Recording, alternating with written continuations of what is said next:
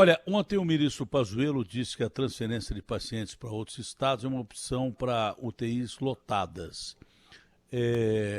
O presidente do CONAS está com a gente e eu queria perguntar ao senhor, presidente, qual é a real situação do Brasil, o que é que nós podemos esperar até que haja uma vacinação adequada e com essas medidas que são tomadas, a maioria delas, para inglês ver, né? Quarentena, ou lockdown, ou toque de restrição das 11 da noite às 5 da manhã, é uma piada, com ônibus podendo circular, é uma piada, isso é fingir que está fazendo restrição, nenhum sujeito mais é bobo de cair nessa história. A situação hoje do Brasil, qual é, presidente? É um prazer falar com o senhor. Datena, bom dia. Agostinho também, bom dia. Infelizmente, a gente vive, eu posso dizer, a situação mais difícil desde o início da pandemia. A gente nunca teve tantos estados à beira do colapso ao mesmo tempo. Hoje, a gente tem mais de 15 estados com mais de 90% de ocupação de seus leitos. 15 estados com mais de 90% de ocupação de seus leitos. Se a gente pensar no Acre, não tem leito. Rondônia, sem leito. Santa Catarina, que tem uma rede de saúde enorme. Ontem tinha 93 pessoas aguardando leito de UTI. Rio Grande do Sul, à beira de 100%. Goiás já tinha batido de 100%. Isso também acontece na Paraíba, acontece em Sergipe. A Bahia já estava chegando a 90%. Maranhão, a gente está perto desse número também. Tocantins, da mesma forma, sobravam 25 leitos ainda no meio dessa semana. Era provável aguentar só até domingo. Então, a gente tem uma situação hoje muito difícil, devido a uma série de fatores. Ontem a gente teve o maior número de óbitos desde o início da pandemia no país, mais de 1.500, e eu acredito que 25 de fevereiro não vai ser o nosso pior dia ainda. Março e abril, eles tendem a ser terríveis, porque a gente ainda vai continuar com uma vacinação muito lenta, a gente não vai ter o percentual da sociedade vacinado de maneira considerável, isso vai acontecer lá para o segundo semestre. Isso quer dizer que as próximas semanas serão semanas muito difíceis. A gente considerando hoje o quadro, o número de pessoas internadas em leitos de UTI, a gente vai ter, nos próximos dias, esse número de óbitos ainda aumentando. Ontem, aqui em São Paulo, havia dificuldade de conseguir leitos de UTI e até de internação em alguns hospitais, não só privados, mas públicos também. A situação está muito grave mesmo, e essa situação é do Brasil inteiro. O que se pergunta é como é que nós chegamos aí.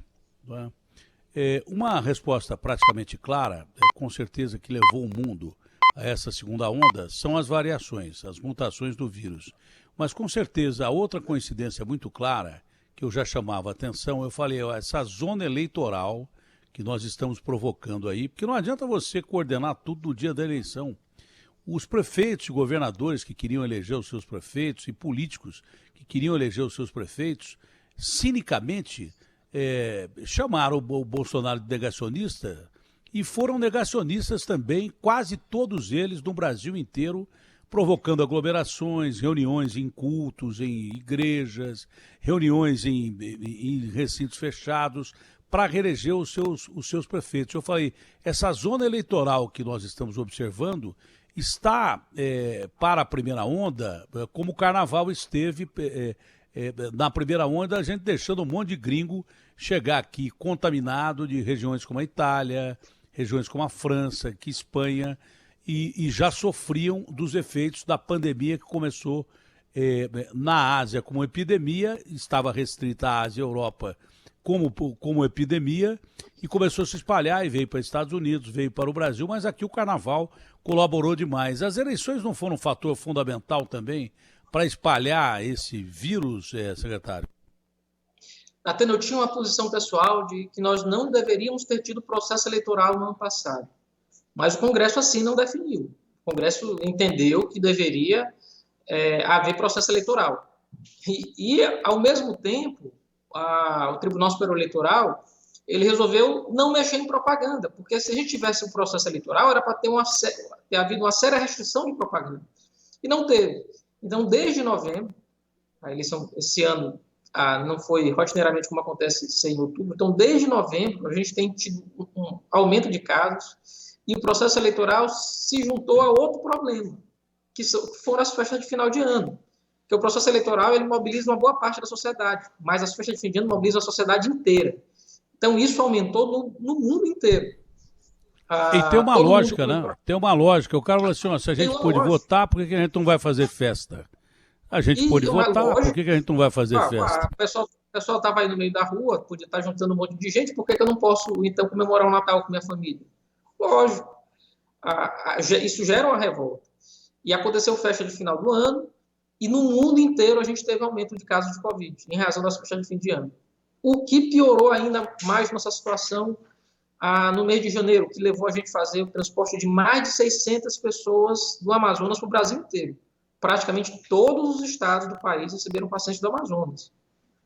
Mais de 600 pacientes do Amazonas, eles receberam regime de colaboração, os estados cederam seus leitos, recebemos pacientes, para que não houvesse um colapso lá. Ontem a gente teve a notícia positiva de que não havia mais fila por leito de UTI no estado do Amazonas. Isso é ótimo. O problema é que a gente não vai conseguir repetir esse modelo para os outros estados, porque está todo mundo no limite. Todo mundo chegou no seu limite. Então a gente tem... Não tem para onde mandar as pessoas, né? Não tem mais para onde mandar as pessoas. Então a gente tem assim, o combo, eleição, festa de fim de ano. E a gente tem uma coisa que a gente tem que entender, que é a sazonalidade das síndromes respiratórias. As síndromes respiratórias, elas tendem a respeitar também o período de maior chuva.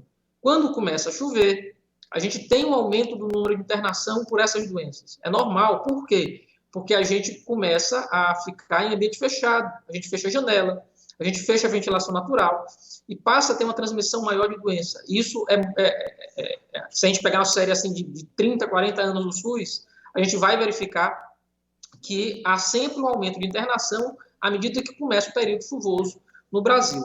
Norte e Nordeste, a gente tem a sazonalidade agora, no início do ano. Então, começa a chover no final de dezembro, janeiro, a gente vai levar isso até abril, mais ou menos. Então, a gente começa a ter um combo de doenças, que a gente não tinha no ano passado. Porque a gente também não consegue mais mandar para casa as pessoas que sumiram do sistema no ano passado. Então, todo mundo adoeceu. A gente voltou a ter acidente de trânsito, que a gente tinha parado de ter, porque estava todo mundo dentro de casa com medo. A gente voltou a ter muito caso de bala, de faca, violência normal, ela voltou a crescer novamente. Então, a gente não tem mais como mandar esse pessoal para casa. Então, o sistema de saúde hoje ele é estressado pelo Covid e também pelas outras doenças, que é um cenário muito pior do que o que a gente viu no ano passado. Então, ainda que a gente aumente os leitos têm sido insuficientes para dar conta dessa demanda. Eu tive infarto porque tive medo de pegar Covid. Depois de ter colocado 5 stents, eu deveria ter ido ao hospital fazer o exame, e o exame iria me mostrar, como mostrou no dia que eu tive infarto, que eu tinha, dos 5 stents, 4 completamente entupidos. Se eu fosse no mês que eu tinha que ir, são 6 meses depois da colocação dos stents, eu teria evitado o infarto. E não morri por milagre, não só milagre, né? Pelos médicos e pelo hospital que eu estava, que era o Sírio-Libanês, que 99,9% da população brasileira não tem acesso a esse tipo de hospital e aos médicos que me salvaram a vida. Se eu caísse no SUS, mesmo que o SUS tenha melhorado, porque teve que ter um aporte de dinheiro, o governo entendeu agora que é preciso ter dinheiro. O governo não, o mundo inteiro estava preparado com o sistema público de saúde. Não estava preparado, estava completamente despreparado. Estados Unidos nem tem sistema público de saúde, então os caras se ferraram. Só que o SUS, até pouco tempo atrás, era um pior exemplo de saúde que a gente tinha. Gente morria no corredor, gente morria sem atendimento, o cara era diagnosticado com doença severa do coração e só podia operar daí um ano. O cara, olha, só daqui um ano, hein? Não morre até lá, não. Se o cara não morresse, levava sorte. Todo mundo lembra que o SUS era um caos. Agora, o governo foi obrigado, os governos mundiais foram obrigados a reforçar o seu sistema de saúde, inclusive o SUS. Mas eu, por exemplo, eu sou um caso típico, eu lembro sempre, quem tem doença que precisa de exames frequentes tem que fazer isso. Eu já deveria ter ido de novo no hospital e não fui. É que não deu 6 meses, eu estou esperando, mas acho que não vou esperar mais, não. porque eu fui salvo pelo gongo. Muita gente não foi, morreu com medo de pegar o coronavírus e morreu da doença que tinha. Eu estava com 4 dos 5 stents que eu tinha colocado entupidos. Eu fui salvo na mesa de operação e coloquei mais um stent, estou com 6 stents. Então eu deveria ter ido já ao hospital e pretendo ir o mais rápido possível. E você faça isso, hein? Você que tem que fazer exames, faça isso, porque com medo do coronavírus você pode morrer de outra coisa, da doença que você tem, ou da doença que você não descobriu ainda. Então faça os exames que você tem que fazer. Secretário, existe uma preocupação específica ou a falta de oxigênio, respiradores, leitos, todas elas estão englobadas numa coisa só, porque não tem vaga, principalmente nos hospitais. O caos é quase que generalizado exatamente por causa disso. Não tem uma preocupação específica, e sim o todo, não é? Porque o sistema está doente. Essa doença, ela mata o paciente porque ela vai matando o sistema de atendimento ao paciente, não é? Isso. O principal problema da Covid é que ela estressa o sistema de saúde para um estresse que ele não estava preparado. A gente tem ótimas e lindas histórias no SUS, a gente também tem muitos problemas no SUS. Desde problema de gerenciamento, mas também problema de falta de financiamento adequado do sistema. Infelizmente, esse SUS que é responsável por 70% dos brasileiros. 70% dos brasileiros, eles dependem do SUS. Estados como o meu, que são mais pobres, no caso aqui do Maranhão, 95% dos maranhenses dependem do SUS. Então, o plano de saúde do meu estado é o SUS, não tem outro. Todo mundo depende desse sistema. E ele tem de melhorar. E mais do que isso, nesse momento a gente tem de investir. Um dos grandes pontos altos do SUS é exatamente o nosso processo de imunização. A gente tem mais de 30 mil salas de vacinação no país. Isso é tão importante, porque assim, a menor cidadezinha lá que eu tenho, faz fronteira com o Pará, que tem 5 mil habitantes, ela tem uma sala de vacinação. Os Estados Unidos, né, referência sempre de país para o mundo inteiro, está tendo de fazer convênio com rede de supermercado, porque ele não tem quem vacine, nem tem onde vacinar as pessoas. Então, as pessoas vão vacinar numa rede de supermercado privada lá. Lógico, vão tentar vacinar com muito mais velocidade do que aqui, eles vão querer vacinar todo mundo até julho. Mas, só para dar um exemplo, de que, assim, às vezes a gente também não pode ter cuidado para não jogar fora o bebê com água suja dentro. O SUS tem muita história bonita para contar. Eu acho que a história de imunização, quando as pessoas olham, e a gente é exemplo para o mundo, porque tem um dos melhores sistemas de imunização do mundo, eu acho que a gente tem que bater palmas para o SUS. Ele precisa de mais recursos? Precisa de mais recursos. Ele pode melhorar? Com certeza pode melhorar. Todo mundo conhece uma história péssima do Sistema Único de Saúde. Mas eu acho que ele pode ser referência e ele, no fim das contas, é talvez o maior programa de direitos humanos da história do Brasil. De diminuir desigualdades. Porque pelo SUS eu posso ter acesso a um medicamento de alto custo, eu posso fazer uma cirurgia de implantação de stent, tudo isso sem pagar nenhum centavo. Em outros lugares do mundo eu não teria condição de fazer isso. É verdade, não há dúvida.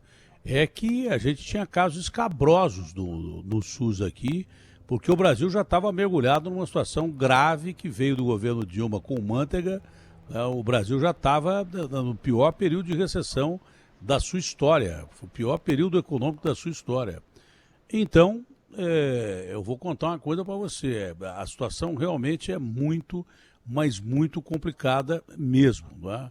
Isso serviu de alerta, se de toda a tragédia você tira uma lição, serviu de alerta para o mundo que todo país precisa investir também muito em saúde pública, porque senão está ferrado. Porque essa não vai ser a última pandemia, outras virão. Você pode ter certeza. Não vai ficar só nesse vírus, outros vão surgir aí e outras doenças graves vão surgir que ameaçam o mundo a ficar de joelhos por um inimigo que você nem vê e que é um inimigo rudimentar. O vírus é um ser rudimentar, enquanto o ser vivo é um ser rudimentar. Nós estamos de joelhos para esse vírus. Tem um estado que está em situação mais dramática nesse momento? Qual é o estado que mais sofre nesse momento especificamente? Ou o Brasil sofre como um todo e a perspectiva não é boa? Atena, eu diria que a gente não tem como eleger um estado só. Mas eu diria que a gente tem que novamente voltar os olhos para o norte. Por quê? porque lá já se intensificou o período de chuvas, a situação do Acre é gravíssima, porque junto com a Covid a gente está tendo um surto de dengue, e aí a gente vai ter 5 doenças que têm sintomas semelhantes e têm tratamento completamente diferentes. A gente vai ter É a chamada sindemia, né? A gente vai ter chamada sindemia. Dengue, zika, chikungunya, febre amarela e Covid. A gente tende a ter, e por que a gente vai ter provavelmente a epidemia de dengue nos próximos meses? Porque o pessoal que cuida de dengue não estava cuidando no ano passado. Então a gente deve ter uma epidemia. E água, né? Água, por exemplo, o Acre inteiro ficou cheio d'água, agora está baixando, e aí favorece o mosquito. Eu conversei com o governador do Pará, eu acho que foi no começo da semana, segunda-feira, e eu dizia exatamente isso que o senhor está dizendo. O problema é que as doenças são muito parecidas e a Covid ela tem que ser diagnosticada imediatamente, mas os sintomas são muito parecidos. O primeiro deles que o cara chama atenção é febre. E aí ele vai pensar que é Covid e às vezes é dengue, ou vai pensar que é dengue e é Covid. Então, com doenças parecidas de diagnóstico, a Covid precisa de um combate imediato, porque senão o cara morre, ela evolui muito rápido de um processo não tão grave para o cara morrer na UTI. Às vezes são questão de horas, em alguns casos. E tratar um pelo outro também leva ao óbito do paciente. O principal é isso. Eu não posso pegar o paciente de Você errar no diagnóstico, né? Se errar no diagnóstico. Errar o diagnóstico. Não, e lembrando que a dengue também mata pra caramba. Lembrando que a dengue também mata. A dengue não é brincadeira. É que com a Covid, o cara acha que a dengue é uma coisa e, segundo o Pladão, a dengue maltratada, ela mata. A dengue hemorrágica é terrível. Então é complicado mesmo. Esse é um fator complicante. Com todos esses fatores que o senhor disse aí, acho bom mesmo a gente olhar para os estados do norte, que normalmente são esquecidos. Norte e Nordeste são esquecidos. Nem parece que fazem parte do Brasil. É bom a gente olhar. E agora é o inverno do nordestino, né? Com chuva é período de inverno do nordestino e no norte do país as cheias. O Acre inteiro ficou cheio d'água com o rio Acre transbordando e os seus afluentes rios menores. Até as estradas foram interrompidas. Parece que agora a situação está melhorando. O senhor esteve reunido com o ministro da Saúde, ele disse quando as vacinas chegam, ou ele não tem a mínima ideia também de quando chegam as vacinas, apesar de que ontem foram liberados mais acho que 2 bilhões para a compra de vacina. E é importante saber agora da decisão do presidente Jair Bolsonaro, se ele veta ou não veta esse projeto do Senado. Se vetar, vai ser uma encrenca desgraçada, mas ele não tem certeza se vai vetar ou não. O natural, politicamente, seria já ele aprovar imediatamente. Para ele, politicamente, seria. Mas eu sei que dentro da cabeça dele há uma dúvida terrível, e se ele não aprovar esse projeto para a compra de vacinas, aí o bicho vai pegar. Vai pegar política e sanitariamente. Então, Datena, ontem eu tive uma conversa muito franca com o ministro Eduardo Pazuello, e no sentido de colocar o seguinte: a gente tem de deixar de lado, nesse momento, nossas diferenças, nossas distinções, eventualmente pensamentos divergentes. Colocar todos os estados e municípios junto com o Ministério da Saúde para combater o vírus. O nosso sentido hoje é assim, deixar a disputa política de lado e apontar o Brasil no sentido só, que é de combater o vírus. Então, a gente colocando os estados em apoio, né, colocando os municípios para apoiar também. A gente acertou o pagamento de leitos de UTI, que estava com problema desde o fim do ano passado. A gente está acertando isso para todos os estados. Vai apoiar também novamente os municípios e fez o pedido também para que não haja veto no projeto de lei por parte do presidente. As cláusulas previstas no projeto de lei, longe de criar problemas, eles facilitam a compra de vacinas. E assim, Datena, se fossem cláusulas que fossem impostas só para o Brasil, mas são cláusulas que foram impostas para o mundo inteiro. Então, não tem por que a gente estar criando esse tipo de polêmica com algo que não vai mudar. Infelizmente, é a situação do mundo inteiro. A gente aceitou cláusulas parecidas com outras vacinas. Então, assim, porque a vacina X tem cláusula dessa forma, eu considero abusiva, sim, mas é a cláusula igual que a gente assinou para outra vacina. Então, não é momento da gente está vetando isso, para depois esse veto ainda ir para o Congresso de novo, derruba ou mantém, dá um problema terrível. O que é que a gente precisa nesse momento? Comprar a vacina. Se eu tenho vacina segura, se eu tenho vacina eficaz, e essa aparenta ser até agora a melhor das vacinas, por que não comprar? Vamos comprar e disponibilizar para a população brasileira, vacinar o mais rápido possível. No início, ele tem um prognóstico de vacinar metade da população até junho, julho. Eu espero que a gente consiga até antes, né? O nosso desejo é a gente acelerar o processo de vacinação o quanto antes. Quanto mais rápido a gente conseguir vacinar, melhor. Eu fiz até uma analogia ontem a ele, a gente está olhando a guerra, a gente está terminando a guerra, essa é a última batalha, a gente tem a arma para vencer e a gente pode morrer no final. A gente não pode morrer no final dessa batalha. A gente está com a vacina, a gente só tem que ter mais armas, mais vacinas para vacinar todo mundo e aí a gente se livrar, virar essa página da história, porque chega, está todo mundo esgotado, cansado e no limite de suas forças, né? Como no final de toda a guerra. Tomara que, por uma questão de mercado, o governo esteja tentando conseguir melhores condições de adquirir essa vacina da Pfizer, mesmo porque o Brasil está quebrado mesmo, é um país emergente. Quem sabe seja isso, mas que, mesmo com condições de mercado, tomara que a decisão seja dada o mais rápido possível. Parece que ontem nós já vou te dar uma razão para a gente comprar a vacina. Sabe quanto custa um dia de um paciente no leito de UTI? R$ 2.500. É muito mais barato, qualquer vacina, qualquer uma, é muito mais barato do que internar um paciente no leito de UTI. Então, não tem sentido. Agora a gente tem que investir em vacina, porque isso vai resultar em economia. Essa conta eu nunca tinha ouvido. Porque custa tantos dólares a vacina. Mas quanto custa alguém no leito de UTI? Fica mais caro para o Brasil se manter um cara no leito de UTI do que comprar uma vacina. Essa lógica é a lógica mais absoluta que eu vi até agora. O governo federal me passa R$ 1.600 por dia, por cada pessoa internada em leito de UTI. Eu gasto R$ 2.500, então eu dá complemento com 900. É muito mais barato para todo mundo eu comprar vacina do que estar internando pessoa em leito de UTI. É muito mais barato. A gente sabe da dificuldade fiscal do Brasil, a gente sabe da nossa dificuldade econômica, mas a gente resolve isso mais rápido vacinando todo mundo, porque eu deixo de internar as pessoas em leito de UTI. E acima de tudo está uma pequena colocação que é salvar vidas, né? Só não é a mais importante para mim, porque acima de todos temos Deus. Mas acho que até Deus, num momento como esse, mandaria comprar vacina. Amigo, você confia em mim, mas vai lá e compra a vacina.